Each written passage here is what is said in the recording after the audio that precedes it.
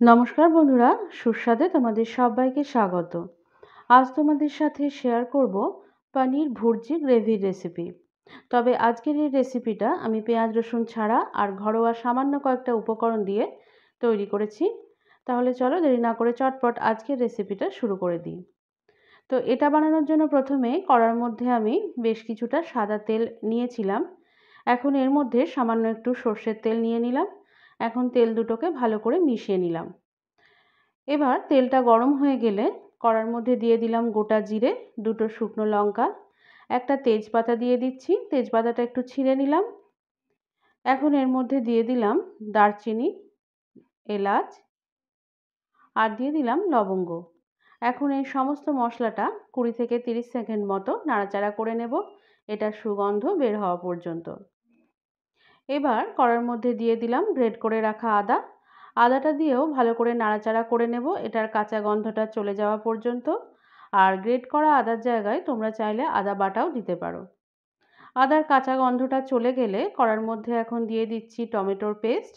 এখানে আমি বড় সাইজের দুটো টমেটোর পেস্ট দিয়ে দিয়েছি। এখন টমেটোটা মিনিট 5 মতো নাড়াচাড়া করে নেব, টমেটোর জলটা শুকিয়ে যাওয়া পর্যন্ত।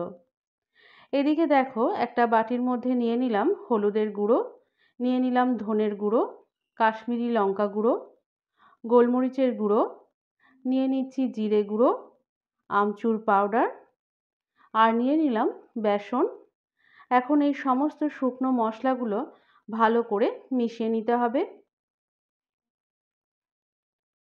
এদিকে দেখো, টমেটোটাও কষানো হয়ে গেছে। আর মশলাটা তৈরির সময় আমি এটা কিন্তু মাঝে 2-1 বার নাড়াচাড়া করে নিয়েছি। টমেটোটার থেকে তেল ছেড়ে এলে বুঝতে হবে এটা কষানো হয়ে গেছে। এই পর্যায়ে এর মধ্যে দিয়ে দিলাম আমি যে শুকনো মশলাগুলো মিশিয়ে রেখেছিলাম সেটা দেওয়ার পর সমস্তটা আবারও ভালো করে মিশিয়ে নেব।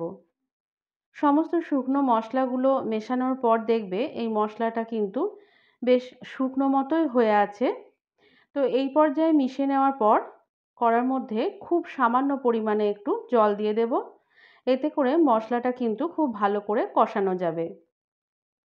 এখন এই সমস্ত মশলাটা আমি লো ফ্লেমে এটার তেলটা ছেড়ে আসা পর্যন্ত কষে নেব।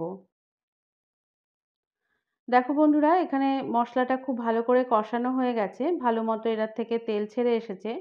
এই পর্যায়ে আবারও একবার এটা নাড়াচাড়া করে নিলাম।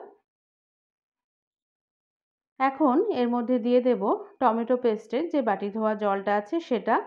খুব বেশি পরিমাণে জল দেওয়ার প্রয়োজন নেই, অল্প একটু জল দিলেই হয়ে যাবে।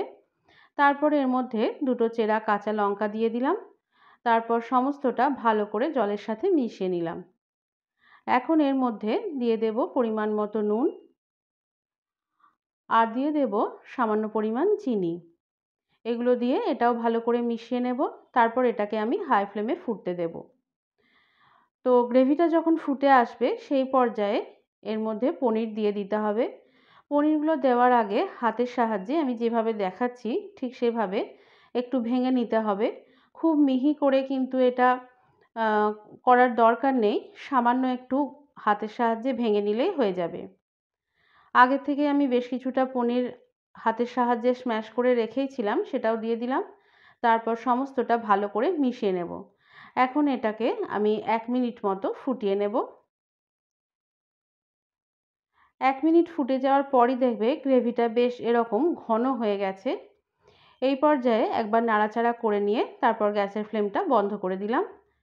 তারপর এর মধ্যে দিয়ে দিচ্ছি ধনেপাতা কুচি আর দিয়ে দিলাম কাসুরি মেথি। এই উপকরণগুলো দিয়ে সমস্তটা আবারও একবার ভালো করে নাড়াচাড়া করে নেব।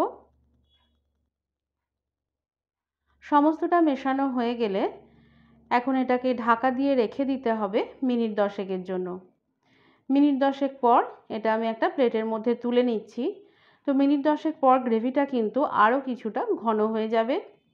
তাহলে বন্ধুরা, তোমরা দেখতেই পেলে কত সহজে আর কত কম উপকরণে আর ঘরোয়া খুব সামান্য কয়েকটা উপকরণ দিয়ে তৈরি হয়ে গেল দুর্দান্ত স্বাদের পনির ভুর্জি গ্রেভির এই রেসিপিটা। রুটি বা পরোটা যে কোনো কিছুর সাথে এটা খেতে কিন্তু ভীষণ ভালো লাগে। আমার আজকের রেসিপি ভালো লেগে থাকলে লাইক, শেয়ার, কমেন্ট করার সাথে সাথে চ্যানেলটিকে সাবস্ক্রাইব করে বেল আইকনটি ক্লিক করারও অনুরোধ রইল।